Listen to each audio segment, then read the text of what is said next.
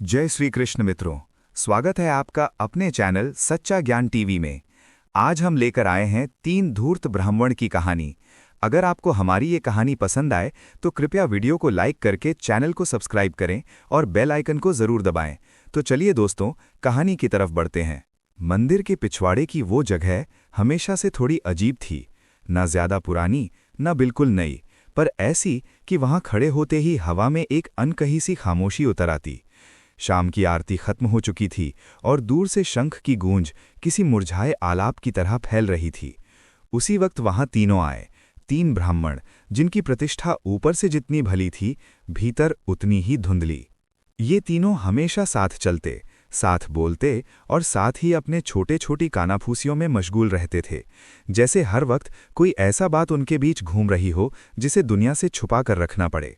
सबसे बड़ा, लगभग 35 साल का, दुबला पतला, नुकीली नाक और आंखों में कुछ ऐसा तेज जो चमक से ज्यादा चालाकी जैसा लगता था। दूसरे की उम्र शायद 30 के आसपास, चौड़ा चेहरा, भारी आवाज, पर मुस्कान हमेशा आधी, जैसे कुछ डरते डरते मुस्कुराता हो। तीसरा सबसे छोटा, 25 साल का, घनी बौहें और चेहरा हमेशा ध्यानमग्न, लेकिन उसकी चाल में एक बेचैनी रहती थी जो दूर से ही उसे अलग कर देती। उस शाम जब तीनों मंदिर के पीछे इकट्ठा हुए, उनकी आवाजें सामान्य से ज्यादा धीमी थीं। हवा में हल्की ठंडक थी और पीपल के पत्ते बिल्कुल धीमे धीमे बज रहे थे, जैसे किसी गोपनीय बातचीत की ताल दे रहे हों। पहले ब्राह्मण ने इधर उधर देखा और सबसे पहले वही बोला, उसने कुछ देखा है, मुझे पूरा यकीन है।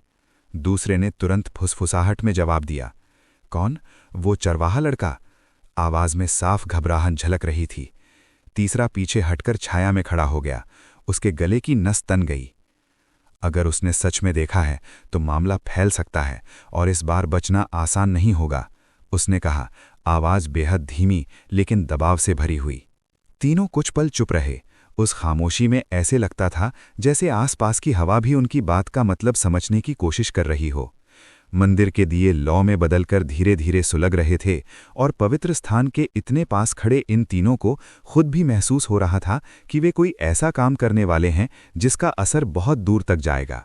अचानक पहले ब्राह्मण ने लंबी सांस ली और बोला, रात के गिरने से पहले इसे तय करना होगा, नहीं तो बात हमारे हाथ से निकल जाएगी।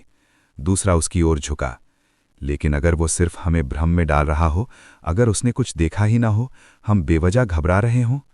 तीसरे ने हल्की हंसी के साथ सिर हिलाया, नहीं, ऐसे बच्चे झूठ नहीं बोलते, डरते हैं पर झूठ नहीं बोलते।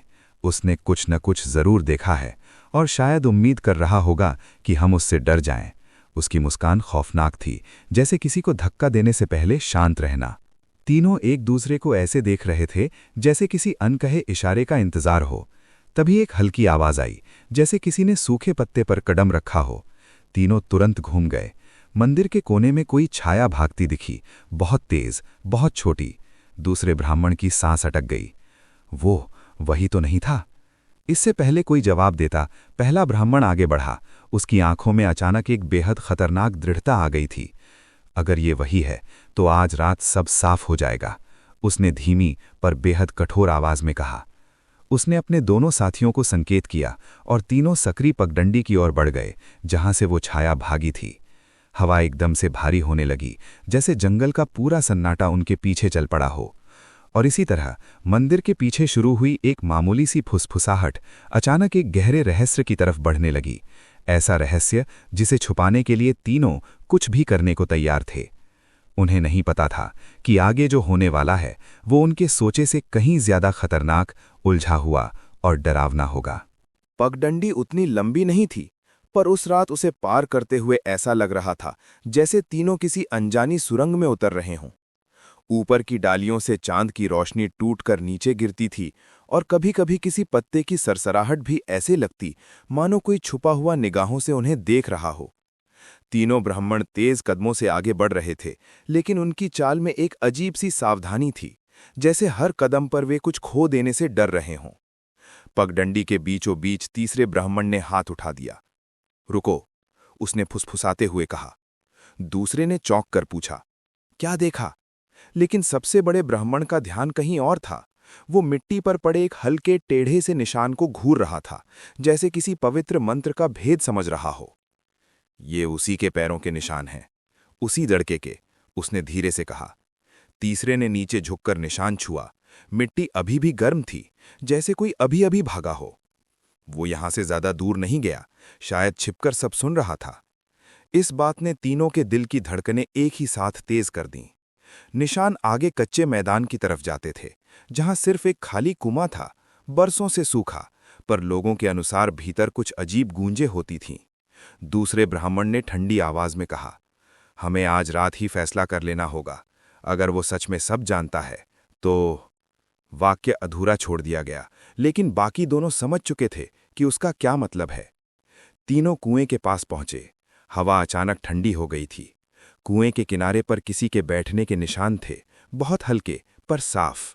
पहले ब्राह्मण ने चारों ओर देखने के बाद कहा, चलो कसम ले लेते हैं, आज की रात अभी इसी जगह। दूसरे को उसकी बात समझ नहीं आई। किस चीज की कसम?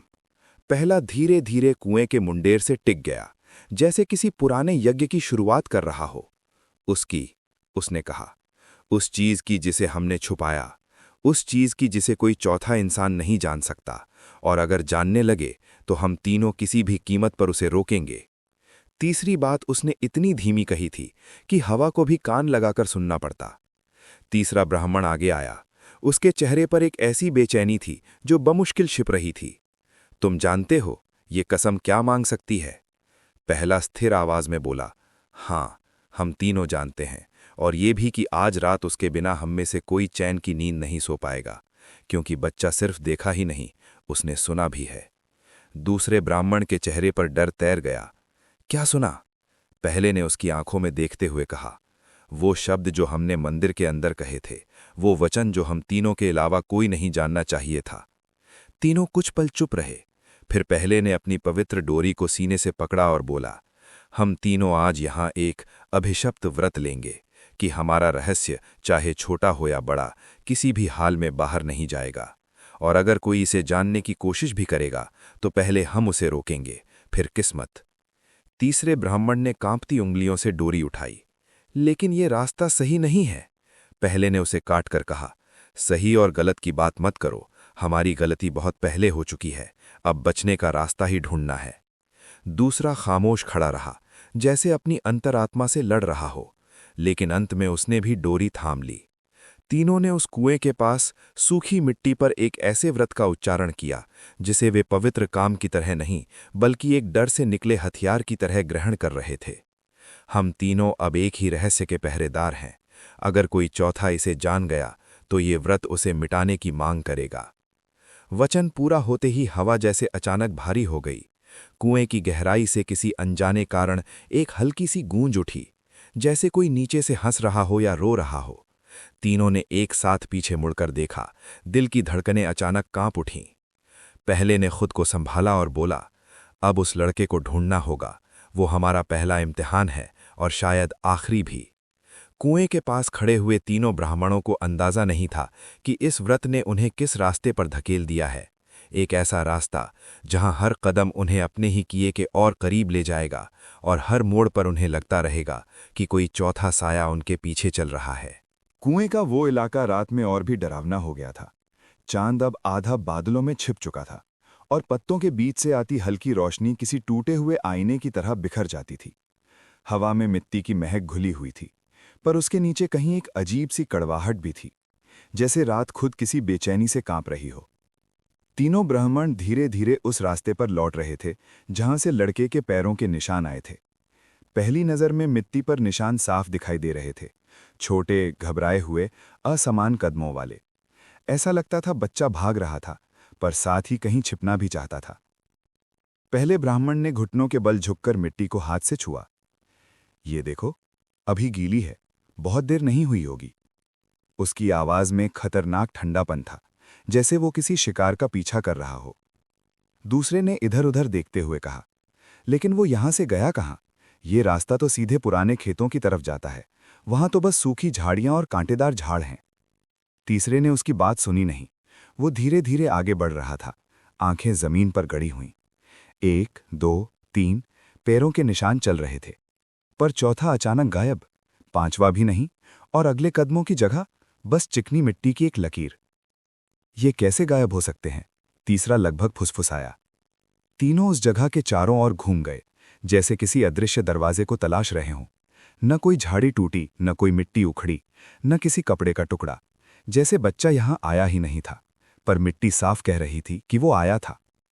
पहले ब्राह्मण ने माथे पर हाथ रखा। ये सामान्य नहीं है। आदमी हो या बच्चा, कदम हवा में तो नहीं चलते। दूसरा धीरे धीरे पीछे हटते हुए बोला, क्या पता किसी ने उसे उठा लिया हो। तीसरे ने उसे तीखी नजर से देखा। कौन? इस वक्त, इस इलाके में कोई यहां आता भी नहीं। पर बात पूरी होते न होते झाड़ियों में कुछ हिला। तीनों तुरंत उस दिशा में मुड़े। उनकी सांसें एक ही लय में भारी हो गईं। पहला ब्राह्मण आगे बढ़ा, पत्तों को अलग किया, पर पीछे बस एक टूटा हुआ लकड़ी का ढेला था। टूटने की आवाज शायद इसी की थी। तीसरे ने धीरे से कहा, ऐसा लगता है हमें कोई देख रहा है, बहुत देर से। दूसरे ने झुंझलाकर कहा, ना ऐसा कहो, रात में दिमाग डरावनी बातें खुद बना लेता है। लेकिन पहले ने तुरंत सिर हिलाया, नहीं, मैं भी महसूस कर रहा हूं, कुछ है, बस नजर नहीं आ रहा। इसी दौरान उसने फिर मिट्टी की तरफ इशारा किया। एक निशान यहां भी था कुछ देर पहले। तीनों ने देखा, वो हल्का सा पैरों का निशान अब धुंधला था। धीरे धीरे मिट्टी ऐसे सपाट हो रही थी जैसे हवा उसे भर रही हो। दूसरे की सांस रुक गई। ये खुद ब खुद कैसे मिट रहा है? पहले की रीढ़ में सिहरन दौड़ गई। उसने कठोर आवाज में कहा, हमारे व्रत के बाद उससे जुड़ी चीजें यूं घटनाएं दिखा रही हैं, या फिर। वो रुका, फिर बोला, या फिर हमसे कोई तेज है, कोई ऐसा जो ये चाहता ही था कि हम घबराएं। तीसरे का चेहरा पीला पड़ गया। अगर वो बच्चा नहीं था, अगर कोई और? पहला धीमे पर बेहद ठंडे स्वर में बोला, कुएं की गहराई में जो गूंज उठी थी वो भी किसी बच्चे की नहीं थी। दूसरा कांप कर बोला, मतलब कोई और इस रहस्य के करीब आ रहा है? पहले ने दूर अंधेरे में देखा। रात बिल्कुल शांत थी, पर उस शांति में एक बेचैन धड़कन छिपी थी। हां, उसने कहा, और वो हमें देखकर मुस्कुरा रहा है, कहीं से, बस दिखाई नहीं दे रहा। अचानक हवा तेज हुई। पीछे की तरफ किसी पतले कपड़े की तरह आवाज आई, सर सर सर। तीनों एक साथ पीछे मुड़े, लेकिन वहां कोई नहीं था। बस एक बात साफ थी, निशान गायब हो रहे थे, धीरे धीरे, जैसे किसी ने रात को आदेश दिया हो कि वो अपनी हर गवाही मिटा दे। और उन तीनों को पहली बार लगा, शायद वे जिस चीज को छिपा रहे थे वही चीज अब उन्हें ढूंढने निकल पड़ी है। रात अब गहरी हो चुकी थी, पर तीनों ब्राह्मणों के भीतर अंधेरा उससे भी ज्यादा फैल चुका था। जिस रास्ते से वे लौट रहे थे, वहां हवा पहले की तुलना में कहीं भारी लग रही थी, जैसे किसी ने वातावरण के कंधों पर कोई अदृश्य बोझ रख दिया हो। पत्तों की हल्की सरसराहट भी अब खतरनाक फुसफुसाहट सी लग रही थी। मंदिर धीरे धीरे नजदीक आ रहा था, लेकिन उसके आसपास की चुप्पी कुछ ज्यादा ही ठंडी थी। ऐसा लगता था कि पूरा परिसर उनकी वापसी का इंतजार कर रहा था, जैसे वो जानता हो कि ये तीनों अभी कौन सी बात लिए लौटे हैं। तीनों ने एक साथ मंदिर के आंगन में कदम रखा। पहले ब्राह्मण ने बिना कुछ बोले चारों ओर नजर दौड़ाई। सब शांत था, डरावनी तरह से शांत। तीसरे ब्राह्मण की निगाह अचानक मंदिर के पीछे वाले कमरे पर टिक गई। वो कमरा जहां शायद ही कोई जाता था। उस कमरे के बाहर लकड़ी की दराज पर धूल जमी रहती थी, और उसी धूल में अब एक ही जगह पर उंगली के खींचे निशान ताजा दिखाई दे रहे थे। ये पहले नहीं थे, उसने धीरे से कहा। दूसरे ने हड़बड़ाकर पूछा, किसने छुआ होगा? पहला आगे बढ़ गया, बिना कुछ बोले। वो दरवाजे तक पहुंचा और हाथ से उसे थपथपाया। वो अंदर से बंद था। पहले ने लंबी सांस ली और बोला, इस कमरे में महीनों से कोई नहीं गया, फिर ये निशान किसके हैं? उसकी आंखें किसी अदृश्य शक को ढूंढ रही थीं। तीसरे ने दरवाजे के पास झुककर देखा। नीचे की ओर मिट्टी में हल्का सा खिंचाव था, जैसे किसी छोटे पांव ने दरवाजे की दरार में दबाने की कोशिश की हो। शायद वही बच्चा? दूसरे ने कटकर कहा, बच्चा ये दरवाजा क्यों छुएगा? यहां तो कुछ है ही नहीं। लेकिन तीसरा धीरे धीरे मुस्कुराया, एक ऐसी मुस्कुराहट जो डर और शक दोनों के बीच फंसी हुई थी। शायद कुछ है जो हमें भी नहीं पता। पहले ने गुस्से में दरवाजा जोर से खींचा, पर वो टस से मस नहीं हुआ। वो तुरंत घूमकर बोला, चाबी लाओ। बाकी दोनों ने चाबी ढूंढना शुरू किया, पर ठीक 2 मिनट बाद एहसास हुआ उस कमरे की चाबी तो किसी के पास नहीं है।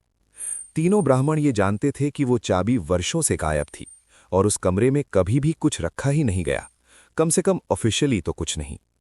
फिर तीसरे ने धीरे से कहा, लेकिन अंदर कुछ है, मुझे आवाज महसूस हो रही है। पहले ने तिरस्कार से बोला, तुम हर चीज में हवा सुन लेते हो। लेकिन तभी अंदर से हल्की सी खटपट आई, बहुत हल्की, पर इतनी कि तीनों के दिल एक साथ दहल उठे। दूसरे ब्राह्मण ने कांपते स्वर में कहा, कोई है अंदर? पहले ने खुद को संभाला और लकड़ी के दरवाजे पर जोर से बोला, कौन है, बाहर आओ। लेकिन जवाब में सिर्फ एक और खट और फिर सन्नाटा। तीसरे ने धीरे से कहा, तुम्हें याद है 3 महीने पहले जो चीज मिली थी वो किसे दी गई थी? पहले ने तुरंत उसकी तरफ देखा। दूसरे का चेहरा सफेद पड़ गया। तुम उस छोटे लोहे के बक्से की बात कर रहे हो? हाँ, वही छोटा काला भारी सा लोहे का बक्सा जो उन्हें मंदिर के पीछे वाले खाद के ढेर में मिला था। एक बक्सा जिसकी वो कोई कहानी, कोई जानकारी नहीं पा सके थे। एक बक्सा जो किसी भी हालत में खुलता नहीं था और जिसे तीनों में से किसी ने भी अपने पास रखने से साफ मना कर दिया था। तीसरे ने बहुत धीमी आवाज में कहा, वो आखिर कहाँ रखा था? पहला बोला, मुझे लगा था हम उसे कुएं के पास छोड़ आए थे। दूसरा घबरा कर बोला, लेकिन वो तो अगले दिन गायब था। तीनों की नजरें एक साथ उस बंद कमरे की तरफ घूम गई। पहले ने कांपती आवाज में कहा, क्या किसी ने उसे यहां रख दिया? दूसरा बोला, लेकिन कौन?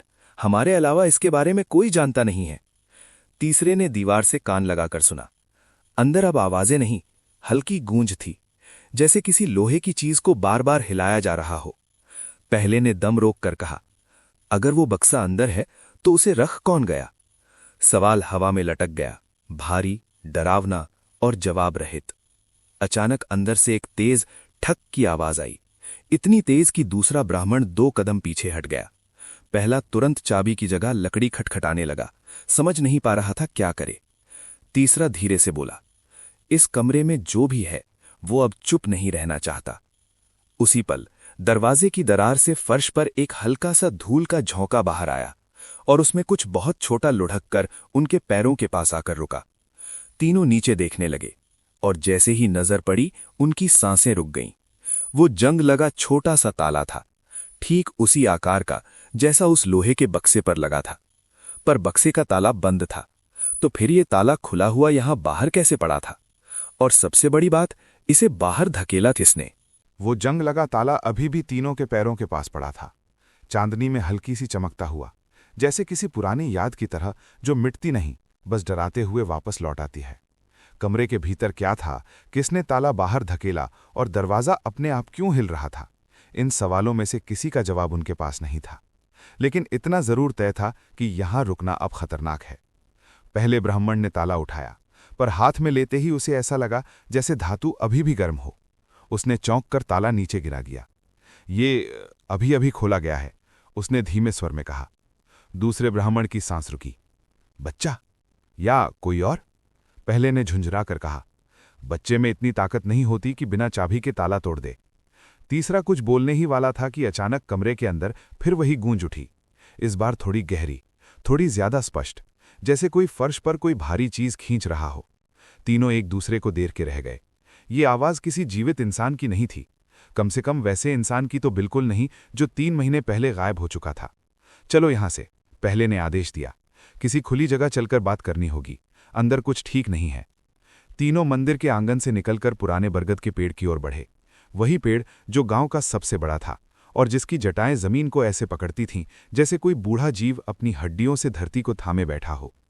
रात के इस पहर वहां की छाया और भी गहरी हो जाती थी, लेकिन खुले मैदान में होने से उन्हें कम से कम हवा तो मिल रही थी, वही हवा जिसमें अब तक कोई डर छिपा नहीं था। जैसे ही वे बरगद के पास पहुंचे, अचानक दूसरे ब्राह्मण का सब्र टूट गया। वो लगभग चिल्लाते हुए बोला, हमने वो बक्सा उस दिन लौटाया क्यों नहीं? किसने होका था? किसने कहा था कि इसे छुपा देते हैं? पहले ने तीखी नजर से उसे देखा। जरा धीरे बोलो, रात है, आवाज दूर तक जाती है। तो क्या? दूसरे ने गुस्से में कदम आगे बढ़ाए। तुम दोनों चाहते थे कि इस बक्से को छुपा दिया जाए। तुम्हें लगा कि इस बक्से को रखने से हमें कोई फायदा मिल सकता है, और आज देखो ये हमारे पीछे पड़ चुका है। तीसरे ने धीरे से कहा। उस वक्त नजरिया अलग था, कोई नहीं जानता था कि बक्से के अंदर क्या है या क्या नहीं है। दूसरे ने तीखी हंसी में सिर हिलाया। नहीं, तुम लोग जानते थे। तुम दोनों ने उस रात मंदिर के अंदर कुछ सुना था। तुम दोनों ने। वो अचानक रुक गया, चेहरा फीका पड़ गया। पहले ने आंखें सिकोड़कर पूछा, तुम कहना क्या चाहते हो? कुछ पल की खामोशी। फिर दूसरे ने धीमी कांपती आवाज में कहा, तुम दोनों ने उस बक्से को खोलने की कोशिश की थी, है ना? पहले ब्राह्मण का चेहरा कठोर हो गया, तीसरा भी एकदम से गंभीर। सन्नाटा गिर पड़ा, ऐसा तेज कि हवा भी सुनती लगे। पहले ने धीरे धीरे कहा, अगर ऐसा होता तो हम तीनों बचे नहीं होते। दूसरे ने तुरंत पलटकर कहा, तो फिर उस रात जो आवाज आई थी वो क्या थी? तीसरा अचानक बीच में बोला, बस करो, ये वक्त लड़ने का नहीं है। कुछ बहुत बड़ा गलत हो रहा है, और अगर हम तीनों एक दूसरे पर शक करेंगे तो शायद ये रहस्य पहले ही हम सबको निगल चुका है। बरगद की जटाओं के बीच से हवा सर सर करती निकली। तीनों की सांसें भारी हो गई। अब दूसरा थोड़ा शांत हो गया था, लेकिन आंखों में भ्रम और भय का सैलाब साफ दिखता था। पहले ने धीरे से कहा, हमारे पास सिर्फ 2 सवाल हैं। पहला, बक्सा कमरे में किसने रखा? दूसरा, ताला किसने खोला? तीसरे ने दबी आवाज में कहा, और तीसरा सवाल? दोनों उसकी ओर देखने लगे। क्या उस बक्से में पहले से कोई था? दूसरे ने गुस्से में फटकारा, तुम पागल हो गए हो क्या? बक्से में कोई कैसे? लेकिन पहले ने उसे रोकते हुए कहा, नहीं, उसकी बात समझो। हम जो जानते हैं बस उतना ही सच है। वो बरगद के तने से टिक गया, जैसे कोई थक चुका हो। अगर 3 महीने पहले वो बक्सा खाली नहीं था तो हो सकता है आज रात उसने खुद हमें ढूंढना शुरू कर दिया हो। तीनों अचानक चुप हो गए। चारों ओर बस बरगद की छाया और हवा की आवाज थी, पर उसी में उन्हें लगा पेड़ के ऊपर किसी डाल से कुछ गिरा है। कड़ाक। कुछ सीधा नीचे गिरा और सूखी पत्तियों पर आकर रुका। तीनों ने झुककर देखा। वो एक काली सूखी माला की टूटी हुई मनका थी, ठीक वैसी जैसी उस बक्से के ढक्कन पर उकेरी हुई थी। दूसरे के होंठ कांप उठे। ये यहां कैसे? पहला धीरे धीरे पीछे हटा, चेहरा सफेद। इसका मतलब है जो चीज उस बक्से से जुड़ी थी वो हमारे ऊपर नजर रख रही है। तीसरे ने कांपते हुए मनका उठाया। उठाते ही उसके हाथ में हल्की जलन हुई, जैसे मनका अभी अभी आग से निकला हो। और तब बिल्कुल उसी क्षण बरगद की सबसे ऊंची डाल से एक आवाज आई, बहुत हल्की पर साफ। कौन कसम तोड़ने आया है? तीनों जड़ हो गए।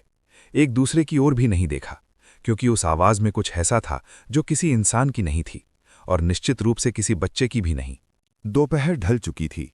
सूरज की रोशनी अब उतनी तेज नहीं थी, पर गर्मी अभी भी जमीन से भाप की तरह उठ रही थी। ठीक इसी समय तीनों धूर्त ब्राह्मण, शिवदत्त, माधव और हरिराम गांव के बाहर वाले कच्चे रास्ते पर चल रहे थे। रास्ते पर बिखरी धूल उनके पैरों के इर्द गिर्द हल्के हल्के घूमती, जैसे कोई अदृश्य चीज उनका पीछा कर रही हो। तीनों के चेहरों पर अजीब सा तनाव था, लेकिन इनमें से एक था जो बाकी दोनों से अलग दिख रहा था। वो था शिवदत्त। उसके चेहरे पर एक हल्की सी मुस्कान थी, ऐसी मुस्कान जो इंसान तभी देता है जब या तो उसे कुछ पता हो या वो किसी के लिए जाल बिछा चुका हो। ये मुस्कान न जमाने वालों की थी न डरने वालों की। ये उस आदमी की मुस्कान थी जिसने अभी अभी कोई ऐसा खेल खेला है जो समय आने पर किसी के पैरों के नीचे से जमीन खींच लेगा। माधव और हरिराम चलते चलते जब भी पीछे मुड़कर शिवदत्त को देखते, उनकी भौं थोड़ी सिकुड़ जाती। तू हंस क्यों रहा है? हरिराम ने आखिरकार चुप्पी तोड़ दी। उसके स्वर में झुंझलाहट और शक दोनों थे। शिवदत्त ने कोई जवाब नहीं दिया, बस मुस्कान और चौड़ी हो गई। उसकी आंखें झुककर गहरी होती चली गईं, जैसे अंदर कोई कहानी पक रही हो और वो उसे बाहर आने नहीं देना चाहता। माधव ने कदम धीमे कर दिए। कुछ किया है तूने, है ना? ये सवाल हवा में लटका, जैसे कोई तीर छोड़ा गया हो लेकिन अभी लक्ष्य तक न पहुंचा हो। शिवदत्त वहीं रुक गया। उसने अपनी कमर से बंधी छोटी सी कपड़े की पोटली थपथपाई, जैसे उसमें कोई राज बंद हो, और बहुत बड़ा। कुछ नहीं, उसने सहजता से कहा। मैं तो बस सोच रहा था, बनने वाला हूं मैं अब सबसे बुद्धिमान ब्राह्मण। दोनों के पैरों के नीचे मानो मिट्टी हिली हो। हरिराम आगे झुककर बोला, मतलब? शिवदत्त ने गहरी लंबी सांस ली और बोला, मतलब ये कि तुम दोनों को पता भी नहीं चलेगा और खेल पूरा का पूरा मेरे हाथ में होगा। माहौल अचानक भारी हो गया। हवा में अभी भी गर्मी थी, मगर उस गर्मी के पीछे एक और गर्मी छुपी थी, विश्वासघात की। तीनों फिर चलने लगे, लेकिन अब दूरी थी, शरीर से नहीं, दिल से। कुछ ही देर बाद तीनों गांव के बाहर वाले पुराने बरगद के पास पहुंचे। उसी पेड़ के नीचे एक पतली सी पगडंडी थी जो कुएं की तरफ जाती थी, लेकिन इस पगडंडी पर कोई ताज़ा पदचिन्ह नजर आ रहा था। एक ऐसा पदचिन्ह जो उनके तीनों में से किसी का नहीं था। मिट्टी थोड़ी गीली थी और वो निशान बिल्कुल साफ था। हरीराम नीचे बैठ गया। ये किसका है? उसकी आवाज में पहली बार डर की झलक थी। माधव ने चारों तरफ नजर दौड़ाई। किसी ने हमारा पीछा किया है। इतना सुनते ही शिवदत्त फिर मुस्कुराया। इस बार उसकी मुस्कान देखने लायक नहीं थी, डरावनी थी। हरीराम भड़क गया। हंस क्यों रहा है? बोल तो। शिवदत्त धीरे धीरे खड़ा हुआ और अपने कंधे से धूल झाड़ते हुए बोला, क्योंकि मुझे पता है ये पदचिन्ह किसका है। माधव और हरीराम दोनों उसके पास आ खड़े हुए। किसका? दोनों ने एक साथ पूछा। शिवदत्त ने पेड़ की दूसरी तरफ इशारा किया। उस आदमी का जिससे हमने सबसे बड़ा धोखा किया था। दोनों के चेहरों से रंग उड़ गया। वो जिंदा है? माधव की आवाज कांप गई। हमने तो उसे। हरीराम की बात पूरी भी न हुई थी कि शिवदत्त अचानक बीच में बोल पड़ा। हाँ, वो जिंदा है और लगता है वो हमें ढूंढ चुका है। माहौल किसी पारसी नाटक की तरह नहीं बल्कि किसी वास्तविक डर की तरह बदल गया। हवा भले गर्म थी मगर दोनों की रीढ़ में एक ठंडी लहर दौड़ गई। उन्होंने एक दूसरे को देखा और फिर शिवदत्त को। अब दोनों को समझ आ रहा था कि शिवदत्त आज इतना शांत क्यों था, उसकी मुस्कान क्यों डरावनी थी। उसे पहले ही सब पता था। वो इस खतरे से डर नहीं रहा था, वो तो शायद इस खतरे को इस्तेमाल करना चाहता था। माधव ने धीरे से पूछा, अब क्या करेगा वो आदमी? शिवदत्त ने सिर उठाकर आसमान की तरफ देखा, जैसे किसी सवाल का जवाब वहीं लिखा हो। वही करेगा जो उसके साथ हुआ था। हम तीनों में से किसी एक से शुरू करेगा। हरीराम के पैर सुन्न पड़ने लगे। तो अब क्या करें? शिवदत्त ने एक ठंडी हंसी हंसी। अब हम खेल शुरू होने का इंतजार करेंगे। तीनों ब्राह्मण वहीं खड़े रह गए, एक धूल भरी सड़क पर, गिरती हुई शाम के बीच और एक ऐसे खतरे के सामने जिसे उन्होंने खुद ही जन्म दिया था। लेकिन उनमें से सिर्फ एक था जो सच में तैयार था, वो ब्राह्मण जो गलत समय पर मुस्कुरा रहा था। बरगद के पास बिताए उस भारी पल के बाद तीनों ब्राह्मण अलग अलग दिशाओं में निकल गए थे, लेकिन उनके कदमों में अब वो आत्मविश्वास नहीं था जो कभी हुआ करता था। शाम धीरे धीरे रात में बदल रही थी। मिट्टी की खुशबू और ढलती रोशनी एक अजीब सा तनाव पैदा कर रहे थे, जैसे हवा खुद उनके खिलाफ कोई गुप्त साजिश रच रही हो। सबसे पहले शिवदत्त ही आगे बढ़ा। उसकी चाल पहले जैसी ही ठंडी और सोच समझकर रखने वाली थी। जो मुस्कान पहले तक छुपी छुपी थी अब उसके चेहरे से गायब हो चुकी थी, जैसे उसे भी अचानक एहसास हो गया हो कि ये खेल इतना आसान नहीं है। माधव और हरीराम कुछ दूरी पर पीछा करते हुए आ रहे थे, पर दोनों ने चुप्पी ओढ़ रखी थी। हवा में सिर्फ उनके कदमों की आवाज थी और आसमान में चांद का हल्का सा घेरा। इसी सन्नाटे में अचानक छन एक हल्की टूटती हुई आवाज सुनाई दी। तीनों रुक गए। ऐसी आवाज थी जैसे किसी ने माला की मोतियों की डोर तोड़ दी हो।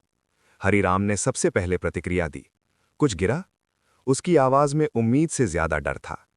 शिवदत्त उसी दिशा की ओर मुड़ा जहां झाड़ियों के बीच हल्की सी चमक थी, जैसे चांदनी किसी छोटी वस्तु से टकरा रही हो। वो धीरे धीरे आगे बढ़ा। माधव और हरीराम भी उसके पीछे। हवा में घास की महक के साथ कुछ पुरानी जली लकड़ी जैसे गंध भी थी, अजीब, अनजानी। शिवदत्त झुककर नीचे बैठा और उस टूटी हुई चीज को छुआ।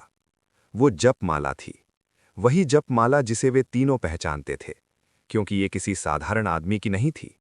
ये राघवन नाम के उस आदमी की थी जिसे तीनों ने सालों पहले धोखा देकर बर्बाद किया था। माधव की सांस अटक गई। ये माला, ये तो। हरीराम तो वहीं जमीन पर बैठ गया। उसके पैरों ने जवाब दे दिया, हे भगवान, उसकी चीज यहां कैसे? लेकिन माहौल को सबसे पहले तोड़ने वाली आवाज शिवदत्त की थी, धीमी, डर और घबराहट के बीच की एक खुरदरी आवाज। ये यहां जानबूझकर छोड़ी गई है। तीनों एक दूसरे को घूरने लगे। इस बार कोई मुस्कुरा नहीं रहा था। उस रात की एक बहुत पुरानी याद, जिसने सब कुछ बदल दिया था। कई साल पहले ठीक इसी जंगल के पास तीनों ब्राह्मणों ने राघवन को फंसाकर उसकी जमीन, सोना और कीमती सामान हड़प लिया था। राघवन सीधा साधा था, पर इतना भी मूर्ख नहीं कि धोखा ना समझ सके। उसने तीनों के खिलाफ खड़ा होने की कोशिश की थी, लेकिन ये तीनों चालाक थे और उन्होंने उसके खिलाफ झूठी गवाही, झूठे गवाह और गांव की पंचायत तक में झूठ की दीवार खड़ी कर दी थी। राघवन सब कुछ खोकर गांव से गायब हो गया था। कहा गया था कि वो कहीं दूर चला गया, टूटकर, या शायद मर गया। लेकिन आज उसकी जपमाला टूटी हुई सिरों से उनके पैरों के ठीक सामने पड़ी थी। वापस वर्तमान में माधव ने कांपते हुए पूछा, क्या वो हमें चेतावनी दे रहा है? शिवदत्त ने माला को धीरे से उठाया। उसकी आंखें एकदम गहरी हो गईं, जैसे कोई ऐसा डर भीतर झांक रहा हो जिसकी उसने कल्पना भी नहीं की थी। ये चेतावनी नहीं, ये संदेश है, शिवदत्त ने कहा। वो हमें बता रहा है कि वो आसपास है और बहुत करीब है। हरिराम ने कांपते हाथों से माला के टूटे हुए धागे को देखा। धागा ऐसा लगता था जैसे किसी ने उसे जोर से खींच कर तोड़ा हो, गुस्से में। फिर हरिराम ने अचानक पूछ लिया, क्या वो वाकई जिंदा है या ये कोई और खेल है? माधव ने सिर हिलाया। अगर कोई उसकी चीजें इकट्ठी कर रहा है और ऐसे जगह छोड़ रहा है, तो या तो वो वही है या कोई ऐसा जो उसे बहुत अच्छी तरह जानता था। शिवदत्त ने माला को पकड़ते हुए कहा, नहीं, ये उसी की है और वो अभी यहीं कहीं है। तीनों ने धीरे धीरे चारों तरफ देखा। झाड़ियों में हल्की सरसराहट थी, बहुत हल्की, जैसे कोई दबे कदमों से चल रहा हो। चांद की रोशनी उस सरसराहट पर गिरती, फिर हट जाती, जैसे कोई अदृश्य परछाई उनसे खेल रही हो। हरिराम ने डर के मारे घुटते हुए आवाज में कहा, हमें वापस चलना चाहिए। लेकिन शिवदत्त ने उसे रोक दिया। नहीं, जो भी हमें देख रहा है वो चाहता है कि हम डर कर भागें। हम ऐसा नहीं करेंगे। माधव ने गुस्से में कहा, तू फिर से वही कर रहा है। सब कुछ खुद ही समझने की कोशिश कर। हम तीन हैं, अकेला मत बन। शिवदत्त ने धीरे से सिर घुमाया। अकेला मैं नहीं, अकेला कोई और है जो हमारा पीछा कर रहा है। इतना कहकर उसने हाथ में पकड़ी टूटी माला जमीन पर वापस रख दी, मानो किसी चुनौती की तरह। अब देखता हूं वो अगली चाल क्या चलता है। माधव और हरिराम दोनों को साफ दिख रहा था। इस बार खेल उन्होंने शुरू नहीं किया था, लेकिन खत्म कौन होगा ये कोई नहीं जानता था। और तब झाड़ियों के भीतर से एक बहुत धीमी सी हंसी जैसी आवाज आई, कानों में उतनी ही पड़ने लायक जितना किसी को पागल कर दे। तीनों की रूह कांप गई। रात अब पहले से भी ज्यादा घनी हो चुकी थी। हवा बिल्कुल शांत हो गई थी, जैसे जंगल खुद भी ये देखने को ठहर गया हो कि आगे क्या होने वाला है। टूटे हुए जपमाला के धागे के पास खड़े तीनों ब्राह्मणों के भीतर एक अनजाना डर धीरे धीरे फैल रहा था। अभी कुछ ही क्षण पहले जो सरसराहट और हल्की सी हंसी की आवाज आई थी, वो किसी के भी दिल पर गहरी चोट छोड़ गई थी। मानो कोई अदृश्य आंखें अंधेरे से उन्हें घूर रही हों, चुपचाप, धीरज से, किसी शिकारी की तरह। हरिराम बार बार पीछे मुड़कर देखता, जैसे उसे उम्मीद हो कि कोई आकृति दिख जाएगी। उसकी उंगलियां कांप रही थीं और नजरें कभी शिवदत्त पर, कभी झाड़ियों पर टिकतीं। ये आवाज इंसान की नहीं थी, उसने धीरे से कहा। उसके शब्दों में सिर्फ डर नहीं था, उस डर का वो स्तर था जिसे इंसान खुद भी स्वीकार नहीं करना चाहता। माधव गुस्से और घबराहट दोनों में टूट रहा था। उसने सूखी लार निगली और बोला, अगर कोई हमें डराने की कोशिश कर रहा है तो वो कामयाब हो रहा है। हम ऐसे खड़े रहने वाले नहीं हैं, कुछ करना पड़ेगा। लेकिन ये वाक्य जितना विश्वास के साथ उसने कहा था, उसकी आंखें बिल्कुल उल्टा बोल रही थीं। उनमें हड़बड़ी, बेचैनी और एक अजीब सी उम्मीद थी कि शायद शिवदत्त के पास कोई जवाब हो। लेकिन शिवदत्त चुप था। वो आगे घुटनों के बल बैठा हुआ था और उस जगह पर ध्यान दे रहा था जहां अभी अभी माला मिली थी। उसके चेहरे पर अब ना मुस्कान थी, ना कोई चालाकी। पहली बार दोनों को लगा कि शायद शिवदत्त भी डर चुका है। उसने बिना ऊपर देखे कहा, यह संयोग नहीं है कि माला यहीं मिली, और यह भी संयोग नहीं कि आवाज ठीक उसी दिशा से आई जहां से राघवन कभी आया करता था। ये सब किसी बहुत सोच समझ कर रचे गए इशारे जैसे लगते हैं। इतना कहकर वो खड़ा हुआ और धीरे धीरे उस दिशा में कदम बढ़ाने लगा। माधव और हरिराम घबरा कर पीछे हटे। अरे तू पागल हो गया है, हंसी वहीं से आई थी। हरिराम की आवाज कमजोर थी, लेकिन उसने कोशिश की कि वो सख्त लगे। शिवदत्त रुका। उसने पलटकर दोनों को देखा और धीमे स्वर में बोला, कभी कभी डर की तरफ जाना पड़ता है ताकि समझ आए कि वो असली है या सिर्फ हमारे दिमाग का खेल। उसने ये बात इतनी गहराई से कही कि कुछ क्षण के लिए दोनों सहम गए। लेकिन जैसे ही शिवदत्त ने झाड़ियों के अंदर कदम रखा, अचानक वो सरसराहट फिर से सुनाई दी। इस बार और करीब और साफ, जैसे कोई व्यक्ति बिल्कुल उनके बगल से होकर गुजर गया हो। तीनों ने एक साथ सांस रोक ली। हवा का एक हल्का झोंका आया, इतना हल्का कि पत्ते भी मुश्किल से हिले होंगे, लेकिन उसमें एक बहुत परिचित खुशबू थी। वही चंदन और धूप की खुशबू जो सिर्फ एक व्यक्ति इस्तेमाल करता था, राघवन। हरिराम की आंखें फैल गईं। मैं ये खुशबू भूल ही नहीं सकता, ये उसी की है। माधव ने होंठ चबाए और घबराए हुए स्वर में बोला, अगर वो जिंदा है तो उसने खुद को दिखाया क्यों नहीं? ये सब छुप कर क्यों कर रहा है? आखिर उसकी मंशा क्या है? इस बार शिवदत्त ने तुरंत जवाब नहीं दिया। वो धीरे धीरे चारों तरफ देखता रहा, जैसे किसी पैटर्न को पकड़ने की कोशिश कर रहा हो। फिर अचानक उसके चेहरे पर हल्की सी समझदारी की लकीर उभरी। वो खुद को दिखाना नहीं चाहता। वो चाहता है कि हम खुद टूटें, हम खुद डरें। वो चाहता है कि पहले हम एक दूसरे पर शक करें, फिर हम में से कोई गलती करे और फिर वो वार करे। माधव और हरिराम दोनों ने एक दूसरे को संदेह भरी नजरों से देखा। शिवदत्त की ये बात सच होने की संभावना इतनी खतरनाक थी कि दोनों का मन और ज्यादा भटकने लगा। डर इंसान के दिमाग को सबसे पहले वहीं चोट पहुंचाता है कि जिसे आप सबसे ज्यादा जानते हैं वही शायद आपका सबसे बड़ा दुश्मन है। उसी समय अचानक झाड़ियों में कुछ ज्यादा तेज हिला, जैसे कोई भारी चीज घसीटी गई हो।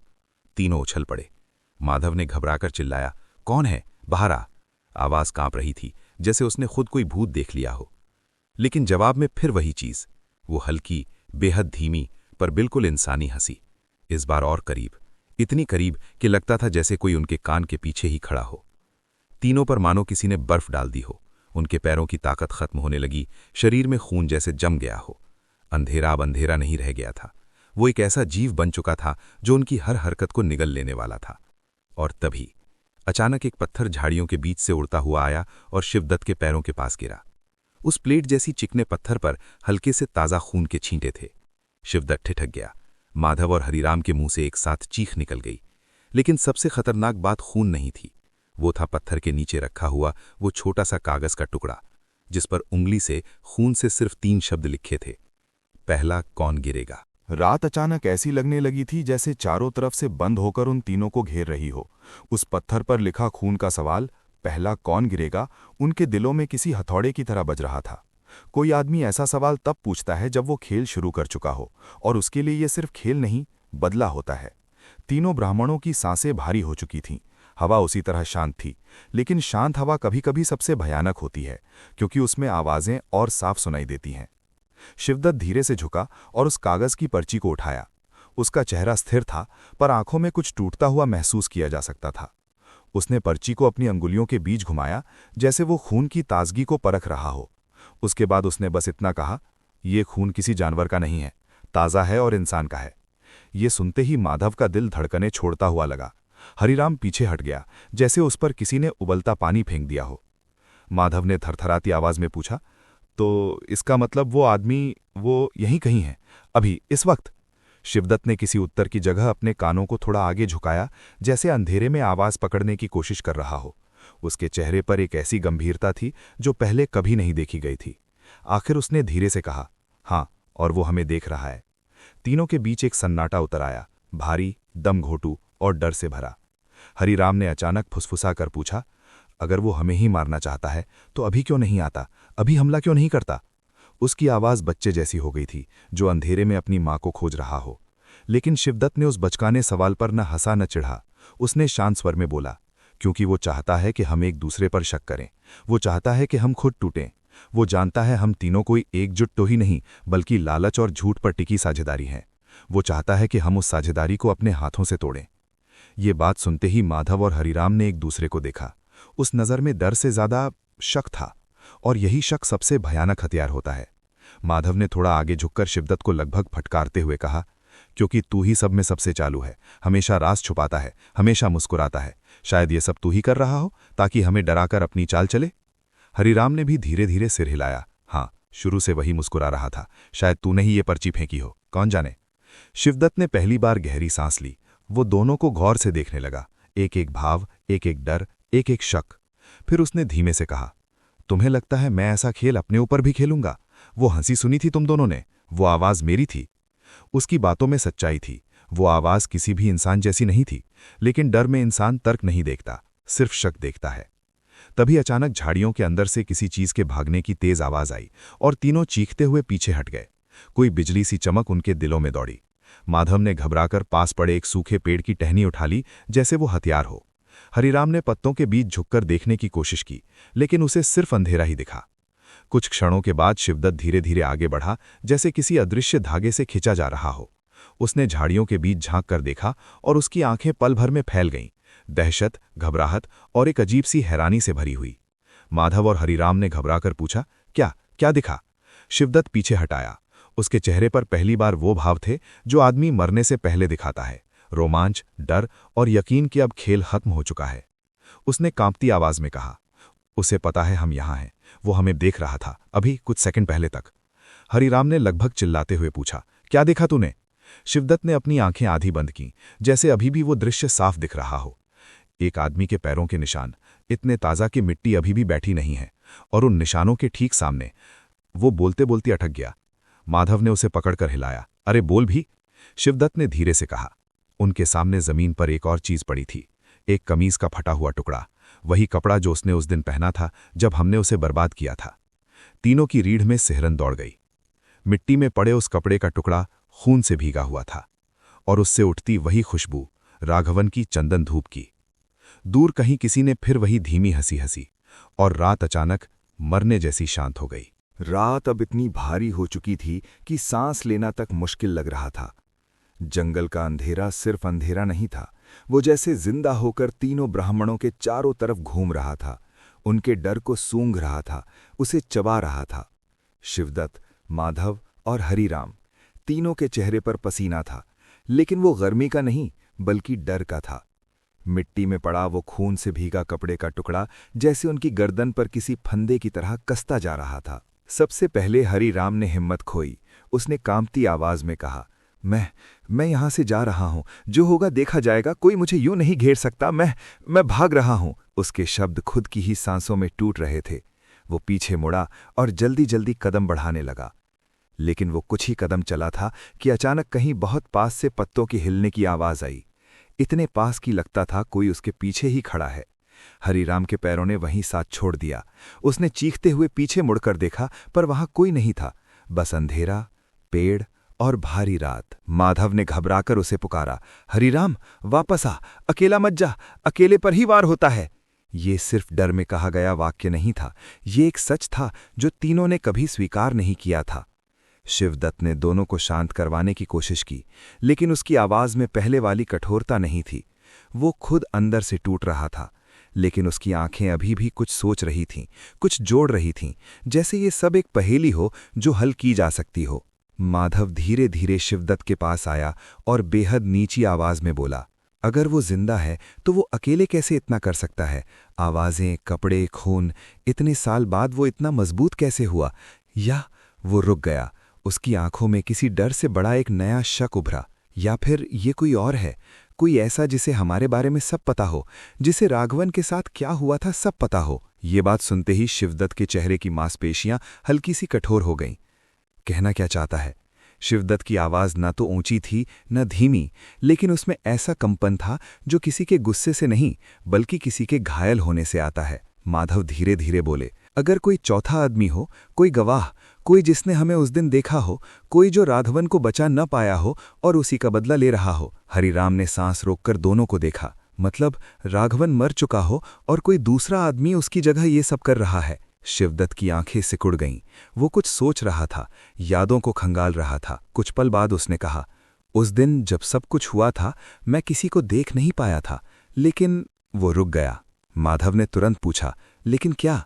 शिवदत्त ने गहरी सांस लेते हुए कहा, उस दिन पेड़ के पीछे कुछ हिला था, बहुत हल्का लेकिन था, पर मैंने सोचा हवा होगी, शायद वो हवा नहीं थी। तीनों अचानक एक दूसरे के इतने करीब आ गए जैसे तीनों की धड़कनें एक साथ चल रही हों।